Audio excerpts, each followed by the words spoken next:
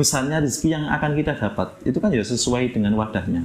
Kalau wadahnya gelas ya dapatnya 1 gelas, kalau wadahnya ember ya dapatnya 1 ember.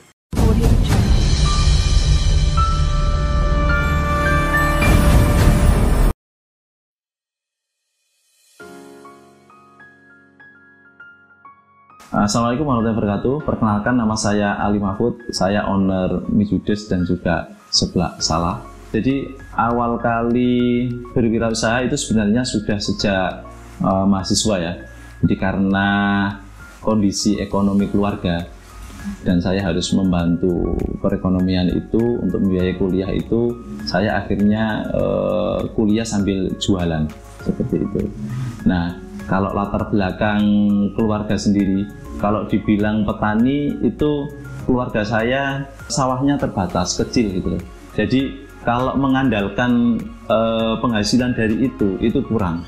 Maka ibu saya dulu itu selain bertani, itu juga sebagai buruh tani. Sedangkan bapak saya dari SMP sampai, seingat saya SMP sampai SMA itu merantau, pernah di Surabaya, pernah jualan tahu tek, pernah jualan cireng juga pernah, terus pernah di luar Jawa itu sebagai tukang bangunan itu juga pernah. Bahkan seingat saya dulu pas waktu saya masih MI itu, bahkan bapak itu pernah mau ke Brunei karena memang ya kondisi ekonomi keluarga perlu itu. Karena saya masih sekolah, mbak saya juga masih waktu itu mondok, terus adik saya juga sekolah. Jadi dengan biaya yang besar itu, kalau hanya ditopang dari bertani itu masih kurang. Nah akhirnya yaitu tadi, ibu menjadi buruh tani sekaligus juga bertani, sedangkan bapak merantau. Nah singkat cerita, waktu itu saya lulus SMA, pengen kuliah, dan alhamdulillah waktu itu saya keterima di salah satu perguruan tinggi negeri.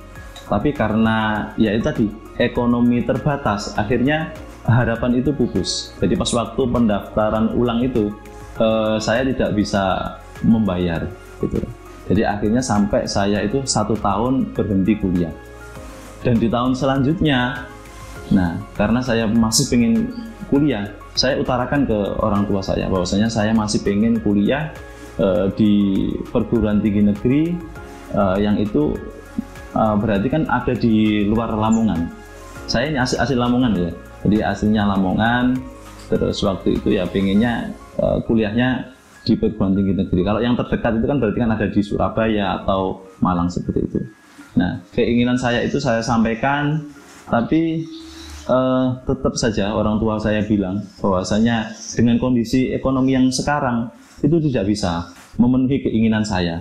Dan orang tua saya bilang, kalau memang masih pengen kuliah, disuruh kuliah di Lamongan saja, karena kalau di Lamongan kan ya biaya hidup murah, karena mungkin nanti saya cuma butuh biaya kuliahnya saja, karena kan PP nanti dari rumah ke kuliah seperti itu. Nah akhirnya saya memutuskan untuk kuliah, tapi ternyata juga sama, dalam perjalanannya ternyata orang tua juga berat ternyata. Dengan melihat kondisi seperti itu, akhirnya saya berinisiatif untuk membantu keuangan orang tua tadi. Akhirnya saya ketemu dengan salah satu teman saya yang kebetulan waktu itu membuka usaha buku, jualan buku. Nah akhirnya saya ke teman saya tadi, saya bilang kalau saya itu mau membantu penjualannya dia. Dengan cara apa? Nah kalau di kampus itu kan sering misalnya ada acara seminar, ada acara misalnya bedah buku, terus ada acara misalnya ulang tahun kampus. Nah seperti itu saya membuka lapak-lapak buku di acara-acara seperti itu. Di acara hall itu juga saya membuka lapak buku dan nanti sharing profit dengan teman saya itu pernah saya lakukan. Dan pernah saya juga itu karena kayak seperti itu kan by moment ya, jadi jualannya kan by moment. Jadi kalau ada momen berarti saya jualan, kalau nggak ada momen berarti saya nggak jualan. Akhirnya saya berpikir lagi, gimana kemudian saya bisa berjualan tapi itu harian gitu. Nah akhirnya saya ketemu lagi sama temen yang kebetulan itu punya usaha jualan sandal jepit, ya, jualan sandal jepit. Dan ya tadi pola tadi saya gunakan, saya temui beliau, teman saya tadi, saya bilang saya mau membantu penjualan dari sandal jepitnya ini tadi. Dengan cara apa? Nah, kalau di kampung itu kan ada toko kelontong ya, toko kelontong yang jual sandal jepit. Nah, jadi daripada toko-toko ini, kelontong ini, biasanya kalau kulaan itu kan harus ke pasar. Nah, jadi saya memutus rantai itu dengan menawarkan daripada kulaannya di pasar, ya saya suplai aja. Jadi malah saya yang ke toko-toko mereka untuk mensuplai kebutuhan sandal jepit yang ingin dijual ke masyarakat itu. Jadi itu pengalaman apa ya, bisnis saat masih kuliah itu. Nah akhirnya lanjut cerita, kuliah ini kan semakin ke semester akhir ini kan kebutuhan biaya kan semakin banyak. Akhirnya dari usaha yang saya jalankan itu ternyata nggak bisa memenuhi kebutuhan saya tadi. Nah akhirnya waktu itu saya berpikir untuk menjadi karyawan gitu, untuk bekerja. Harapannya yang pertama, kalau bekerja itu kan pendapatannya lebih stabil. Sedangkan kalau tadi saya yang berjualan itu kan ya kadang dapat kadang tidak kan, seperti itu. Jadi akhirnya saya berinisiatif untuk ini bekerja, dan kebetulan waktu itu ada salah satu teman yang bekerja di salah satu bank swasta yang ada di Tuban, memberitahukan kalau di situ ada lowongan kerja gitu. Nah akhirnya saya mencoba melamar dengan ijazah SMA, karena waktu itu ya saya masih menempuh kuliah, jadi yang ada kan ijazah SMA. Akhirnya saya melamar di sana dan keterima, yaitu sebagai marketing, seperti itu. Nah kalau sebagai marketing ini kan pekerjaan saya kan di lapangan. Nah kalau pekerjaannya di lapangan, pikiran saya berarti nanti saya masih bisa kuliah, seperti itu. Nah akhirnya saya keterima di sana, dan akhirnya saya tinggal cari tempat tinggal di Tuban, karena pagi saya kan harus absen kerja jam 9 sampai jam 9 briefing, terus saya keluar karena marketing kan di lapangan, jadi saya keluar cari nasabah. Nah biasanya saya target saya nyari nasabah itu sampai jam 1. Nah baru dari jam 1 ini saya langsung ke Lamongan untuk memenuhi kewajiban saya untuk kuliah, seperti itu. Nah, nanti sampai jam 5 kemudian balik lagi ke Tuban, absen lagi. Jadi gitu terus sampai hampir 1 tahun saya menjalani itu. Jadi pagi saya kerja sampai siang, terus jam 1 saya ke Lamongan, dari Lamongan sampai jam 5 kuliah, jam 5 kembali lagi ke Tuban untuk absen, seperti itu terus. Nah dalam perjalanan waktu akhirnya saya lulus kuliah, keinginan bisnis itu muncul kembali, karena ya selama saya bekerja di Bank Panin itu kan bersinggungan dengan para pengusaha. Jadi ada keinginan lagi untuk menjalankan aktivitas usaha yang dulu pernah saya jalankan pas waktu kuliah. Cuma kalau dulu itu kan ya hanya sekedar ingin memenuhi kebutuhan kuliah. Tapi untuk saat ini saya berpikiran pengen membuat bisnis yang itu memang benar-benar real bisnis. Di situ ada sistem dan sebagainya itu. Keinginan itu ternyata juga tidak mudah. Karena ya tahu sendiri ya, kalau dulu itu saya di bank itu gaji kalau nggak salah cuma 1,5 kalau nggak salah. Nah itu kalau misalnya saya tabung saja untuk modal usaha itu butuh berapa lama kan panjang juga kan, jadinya kan ya nggak buka-buka usahanya kan gitu. Akhirnya sampai suatu ketika saya menemukan 2 buku yang ini yang akhirnya menjadi wasilah, sehingga saya kemudian menemukan cara yang tepat untuk membuka usaha gitu. Jadi dalam dua buku ini adalah bukunya, yang pertama adalah bukunya Mas Jaya Setiabudi ya, The Power of Pipet, dan yang kedua itu bukunya Mas Rangga Umara, yaitu Dream Book. Nah, dua buku ini berpesan kalau kita mau membuat usaha, lakukan apa saja yang bisa kita lakukan. Itu yang pertama. Terus yang kedua, biar kita bisa segera membuka bisnis, ciptakan kondisi kepepet. Jadi kalau di buku itu The Power of Kepepet itu logikanya seperti ini. Ya ibarat saja misalnya di depan kita itu ada sungai, dan di seberang sana itu ada orang yang misalnya mengiming-imingi, misalnya ada di seberang sana itu ada uang 1 juta misalnya. Nah, kalau kita diiming-imingi seperti itu, kadang itu kita masih menggunakan logika kita. Apa iya saya harus menyeberang ke sana untuk hanya misalnya mengambil uang 1 juta? Tapi berbeda lagi kalau misalnya di belakang kita ini ternyata ada harimau atau singa misalnya. Nah, dengan seperti itu, secara otomatis kita pasti kan ya karena kondisinya kepepet, kita dipaksa untuk melewati sungai itu tadi. Nah, itu dua pelajaran yang ada di buku tadi ya. Dan yang pertama tadi yang masalah lakukan apa yang bisa Anda lakukan, ini benar-benar saya lakukan. Jadi pas waktu saya menjadi karyawan di Bank Panin itu, di bank swasta itu setiap ada ruko yang ditulis dikontrakkan gitu, karena perintahnya tadi ya, lakukan apa yang bisa Anda lakukan.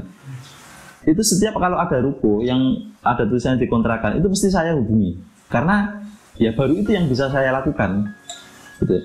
Menghubungi ruko yang dikontrakkan tadi. Jadi saya hubungi dan kalau dari buku itu tadi bilang gini, kalau hanya menanyakan ruko yang dikontrakkan itu kan nggak bayar, nggak perlu modal. Tapi kenapa nggak pernah kita lakukan gitu. Nah itu akhirnya saya lakukan. Setiap ada ruko yang bertuliskan dikontrakkan itu saya hubungi orangnya, saya tanyakan harganya, dan akhirnya ya ini sempat juga beberapa kali saya bernegosiasi. Jadi biar nanti pas waktu saya nego ini tidak benar-benar jadi, akhirnya benar-benar deal. Akhirnya kalau saya nego itu harganya benar-benar di bawahnya gitu. Saya selalu seperti itu. Ini harus dinego di harga yang paling bawah, biar nanti nggak jadi. Soalnya kalau jadi saya belum punya uang gitu. Nah, tapi ternyata benar di balik aktivitas itu kan akhirnya skill negosiasi saya kan bertambah, jadi semakin bertambah sampai pada suatu ketika itu ternyata setelah saya nego itu orangnya benar-benar mau. Nah, benar-benar mau. Jadi waktu itu ada pertemuan gitu di daerah Palang. Jadi waktu itu pas waktu saya hubungi, orangnya itu menawarkan 15 juta. Nah, saya nego waktu itu, saya nego lewat telepon itu harganya, saya nego waktu itu hanya 5 juta. Nah, akhirnya orangnya bilang gini, Mas gini aja, sampean temui saya, nanti biar enak nego-negonya gitu. Akhirnya benar-benar saya temui, dan ya tadi kan saya nego di angka 5 juta ya, ibunya nggak mau, sampai akhirnya itu dari angka 15 juta yang ditawarkan itu kena 7 juta,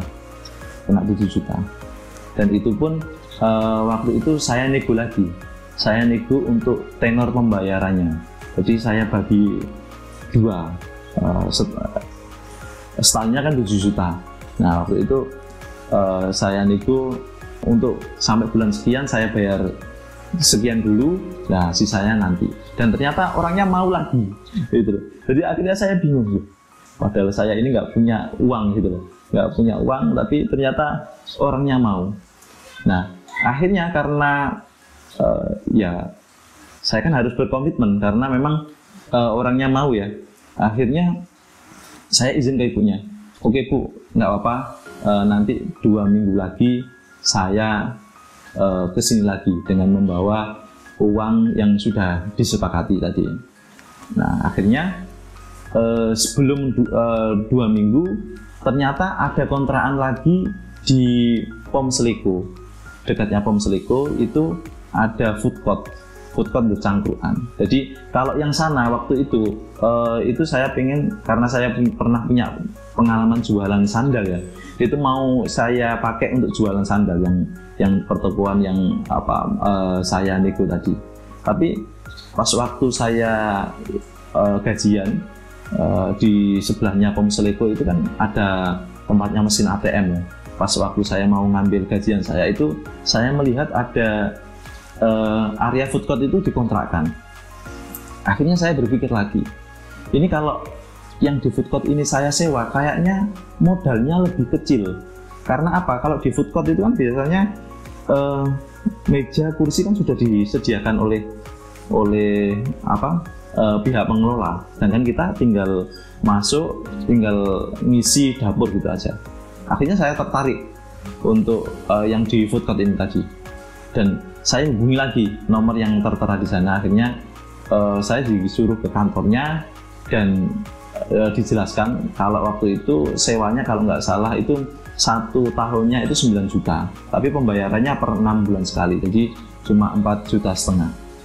Nah, singkat cerita, akhirnya karena waktu itu si pengelola atau pemilik bilang bahwasanya kalau memang iya, berarti saya harus sebagai tanda jadi mengasihkan uang sebesar 1 juta. Nah, uang gajian yang sudah saya ambil tadi kebetulan juga pas 1 juta itu saya kasihkan sebagai tanda jadi gitu. Nah, akhirnya ya saya kan harus berpikir, ini saya sudah mengeluarkan uang 1 juta. Kalau saya tidak menggenapi apa yang diminta oleh pengelola, maka uang 1 juta saya ini akan hilang ya. Nah, waktu itu hanya dikasih waktu kalau nggak salah 2 minggu. Mungkin pemirsa bertanya, kenapa kok saya berani-beraninya ngasihkan uang 1 juta itu? Jadi ini saya mengaplikasikan apa yang ada di buku The Power of Kepepet tadi. Jadi ini biar tercipta kondisi kepepet. Karena apa? Dengan kalau saya ngasihkan uang 1 juta itu tadi, setelah itu saya tidak ngasihkan kekurangannya, ya maka uang ini akan hilang. Gitu. Jadi akhirnya saya kasih uang itu, dan karena kondisi kepepet tadi, akhirnya saya berpikir saya harus mendapatkan uang sebesar yang diminta oleh pengelola. Dan akhirnya saya hubungi saudara saya yang kebetulan saya punya saudara yang misanan gitu ya. Itu ada di Pontianak, bekerja di sana di Pontianak, buka warung di sana. Saya hubungi, saya pinjem uang, dan ternyata ya alhamdulillah ada kan gitu.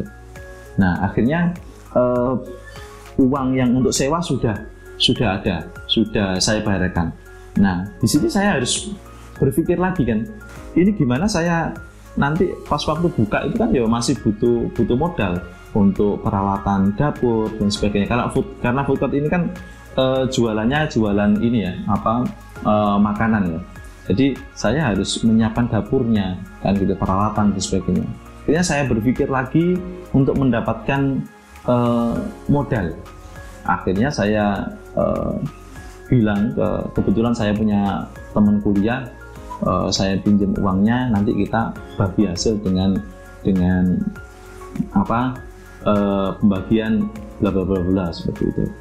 Nah, akhirnya saya mendapatkan modal itu, ya dikejar lagi, modal sudah dapat, dikejar saya harus jualan apa kan gitu kan, saya harus jualan apa.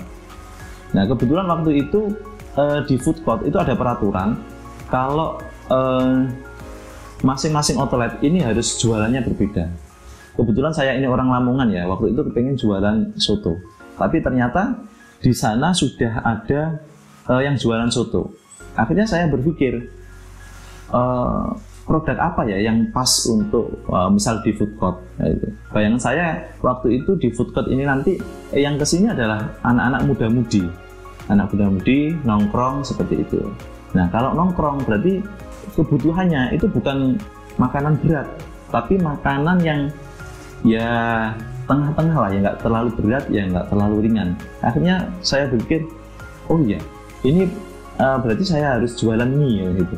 Nah dari situlah akhirnya muncul ide untuk membuat usaha mie itu tadi. Apalagi saya waktu itu melihat ada salah satu warung mie, walaupun itu mie ayam ya, di Tuban itu sangat ramai sekali. Jadi ini akhirnya saya, wah ini cocok ini kalau dibuat di food court, karena tadi yang datang adalah anak muda-mudi yang mana mereka membutuhkan makanan yang tidak terlalu berat dan juga tidak terlalu ringan.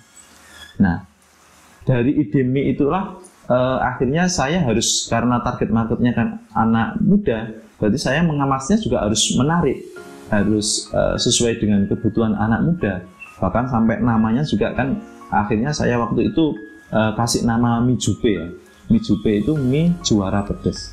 Tapi karena dulu itu terkendala di pendaftaran merek, akhirnya saya rubah menjadi mie judes. Nah itulah perjalanan akhirnya sampai muncul namanya mie judes. Nah jadi dari buku itu tadi, itu kan ada dua pesan tadi ya. Jadi lakukan apa yang bisa Anda lakukan, dan yang kedua ciptakan kondisi kepepet. Dan ini benar-benar yang kemudian membawa saya akhirnya sampai muncul usaha mie judes. Dan ini juga apa ya, seperti apa yang dikatakan oleh Newton, bahwasanya benda yang bergerak itu akan cenderung terus bergerak, benda yang tidak bergerak maka cenderung tidak bergerak. Dan karena itu tadi saya terus bergerak, itu akhirnya saya dibawa sampai kepada mimpi-mimpi saya itu tadi. Jadi untuk tantangannya di bisnis, jadi bisnis itu sendiri kan sebenarnya memanage manusia. Ya kita sendiri ini manusia, tim kita itu manusia, dan calon pembeli kita itu juga manusia. Nah manusia itu kan selalu dinamis, keinginan pasar kita dinamis, keinginan tim kita juga dinamis. Nah maka dari itu tantangannya sebenarnya di bisnis itu adalah fokus dari seorang owner. Karena owner itu kadang-kadang banyak sekali terjebak, atau kemudian karena kondisi misalnya ya, punya banyak uang dan sebagainya, itu akhirnya mereka nggak fokus. Bisa saja misalnya tergoda dengan, misalnya kita sudah fokus di bisnis kuliner nih, tapi karena melihat misalnya yang lain ada peluang lain dan kita punya modal, akhirnya kita membuat yang lain. Padahal membangun sistem, terus kemudian membangun bisnis itu butuh waktu. Nah kalau kita kemudian mengkrit yang baru, ini artinya kita apa ya, harus membangun dari awal lagi. Nah ini kalau yang lama ini belum kuat, maka bisa jadi dua-duanya nggak kepegang gitu loh. Nah maka menurut saya sebenarnya tantangan sebagai seorang pebisnis adalah fokus dan istiqomah gitu loh. Istiqomah untuk membangun tim, istiqomah untuk ya merawat bisnis yang selama ini sudah memberikan kita keuntungan ini. Jadi di fokus menurut saya. Arti hidup bagi saya adalah hidup ini harus bermanfaat. Gitu. Maka dari itu ya yang namanya hidup ini kan perjalanan ya. Kalau dulu saya membangun bisnis itu ya nggak bisa dipungkiri ya karena uang kan gitu kan. Tapi semakin kesini setelah saya menemukan guru-guru kehidupan, saya selalu menekankan kepada kru saya, kita harus bertumbuh, dan ada 3 sumbu yang harus bertumbuh pada diri yang ada pada tim ya, dan yang paling utama ya saya kan itu. Sumbu itu adalah yang pertama adalah sumbu iman, terus yang kedua adalah sumbu ilmu, dan yang ketiga adalah sumbu amal. Nah, kalau guru saya itu mengibaratkan rizki itu adalah air hujan dan diri kita itu adalah wadah, maka besarnya rizki yang akan kita dapat itu kan ya sesuai dengan wadahnya. Kalau wadahnya gelas ya dapatnya 1 gelas, kalau wadahnya ember ya dapatnya 1 ember. Nah kalau di fisika atau matematika, rumus volume itu kan panjang kali lebar kali tinggi.